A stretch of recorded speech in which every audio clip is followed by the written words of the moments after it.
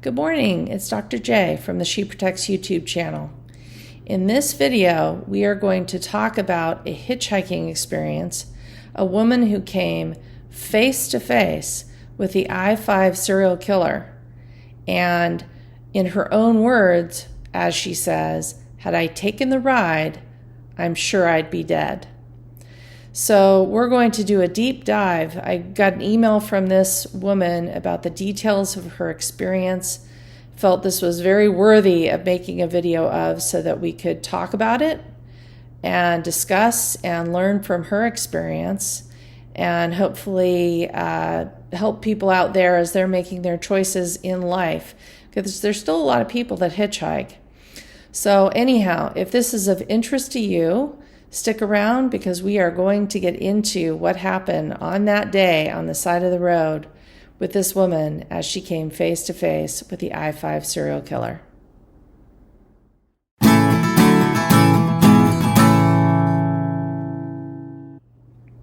Okay, so I'm going to set the scene here for what happened. The lady's name, we're obviously not going to give her real name out, but let's just call her Jane. And Jane, this happened back in the late 1970s. She said it was 1979 when she had this experience with Randall Woodfield, who is the I-5 serial killer who was apprehended in the early 1980s. Anyhow, this started with Jane getting a flat tire. She was a young woman at the time. I think she said she was 19. She gets a flat tire. She is pulled over on the side of the road. She was on her way to an interview. So she's in a suit and she's in her Honda Accord.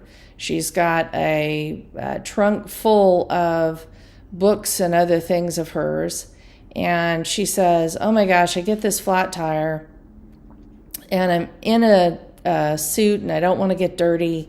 I know how to change a tire, but I'm contemplating what I'm going to do because I'm going to have to move all of the contents of the things that are in my trunk into this back seat of my car so I can even get to the jack and the spare tire and so forth. So she's contemplating these things and she gets a man who stops claiming that he wants to help her. And that happened to be the I-5 serial killer. And we're going to talk about, she gives very vivid details about what happened and how she handled things, and then later reflects as to why she feels had she taken the ride, because she did not recognize this as a problem situation at the time. She said in thinking about it years later and after he had been caught and his picture exposed and so forth, she realized just what kind of danger she was in. So we're going to start with, she gets the flat tire. He comes and pulls over in his car on the side of the road and comes up to offer her help. The first thing that she notices is that she's out of her car. She's standing at the back of her car at the trunk. And he says, can I help you? How can I help you?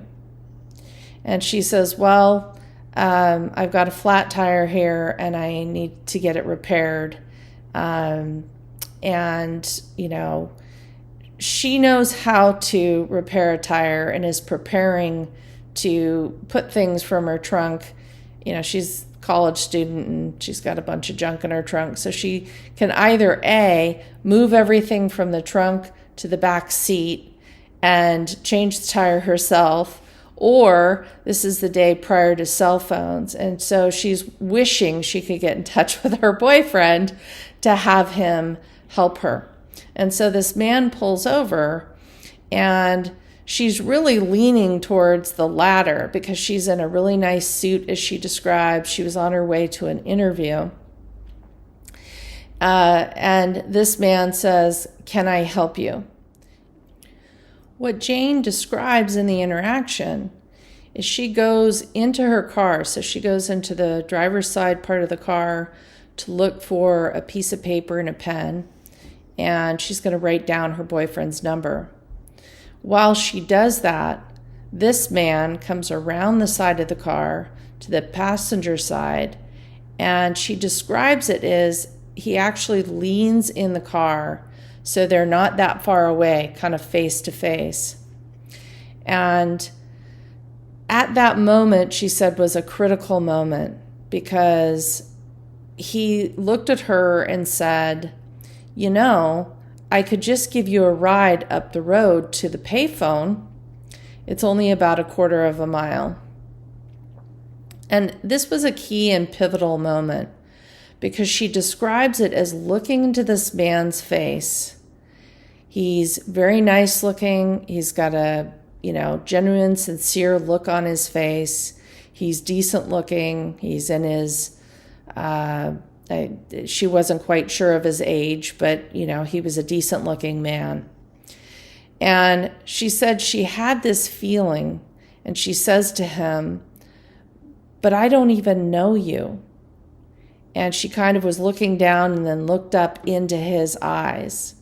And she said he had this smile on his face. And he said to her, no, you don't. And she said it was just sort of a moment that hung in time, where she was deciding what she was going to do. And she said she stepped back out of the car, went back around to the back of the area of the trunk, and said to him, look, if you really want to help me, I'm going to write down my boyfriend's phone number on this piece of paper, and if you could drive and go to that payphone and call him for me and let him know where I am, and hopefully he can come and get me and help me with my car. And the man looked at her and said, sure, no problem. So she hands him the paper, he drives off, and she really doesn't know what to expect. Is he going to help her out, or is he not? But she was young, naive, 19-year-old and felt that he really was going to help her. And it turns out that he did call her boyfriend, and her boyfriend showed up about a half hour to 45 minutes later. He didn't live that far away from where she had gotten the flat tire. And so things worked out for her. But she later reflected back, and let's go through some of the interaction. Jane reflected back, and I asked her, well, what can you point to that really made you feel later on? Because at the time she did not feel threatened. So I said to her, why did you feel that you would have been dead had you taken this ride? And she said, well, one of the things that I thought was really interesting is why he never offered to help me to change the tire. Like, he never offered to actually change the tire for me, which he thought was strange. And so do I. The other thing she said was, when you think about it, for him to go back to go around the passenger's side seat, and as I'm leaning in, to lean in as far as she did, she described it as he literally put his knee on the passenger side seat and was within 12 inches of her face, as she described it. And that, to me, for a stranger who is just, offering to help somebody with something, that seems awfully personal and brazen and bold for someone to do. It was almost like invasive. And she said, reflecting back on that, I realized he could have, punched me in the face or taken me right there. And she felt very lucky that he did not do anything bad to her at that time. So one, he doesn't offer to help her with the tire. 2, he intrusively kind of enters into her car. And then she said the third element of the story that really made it for her was the feeling in the pit of her stomach. She said she had always been told by her parents, never get into a car with a strange person or a stranger, never hitchhike, and so forth. And so she said she held true to that. So even though she was very, very inconvenienced, and it would have been easy. He's describing there's a payphone a quarter mile down the road. She knew the area well, and so she knew there was actually a payphone only a quarter mile down the road. And she asked herself later why she never just took the walk to go walk to the payphone, but she didn't think of it at the time. But it was after years went by and she really reflected, and then of course she saw on the news about the I-5 killer and the identity, and she said, oh my goodness, I've met this man. That she really reflected on how she feels very lucky. Again, had she taken the ride, she feels confident she would be dead.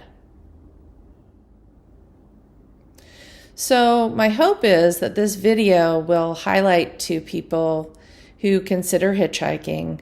We've all been told hitchhiking is not a good idea, but this is an example of Jane who listened to her instincts, listened to her gut, and also listened to what she had been told all throughout her life, which is don't hitchhike. But specifically, as she's staring this man, as she describes, who was no more than 12 inches from her face, her gut instinct told her don't take that ride. Even though she was inconvenienced, even though she was on her way and she was going to miss the interview, she chose wisely and she lived. But it's an example of she describes herself as being lucky. And I think there is an element of that because with him leaning into her car, he certainly could have done bad things at that time. But she's got to give herself some good credit. She made good decisions. She kept her wit about her. She didn't realize how much she was in danger. But the fact that she later reflected and has learned from the experience and then shared with others so that we can all learn from this, hopefully someone else out there can get benefit from this, and as they're making decisions throughout their life, maybe this will resonate and they can make safe choices.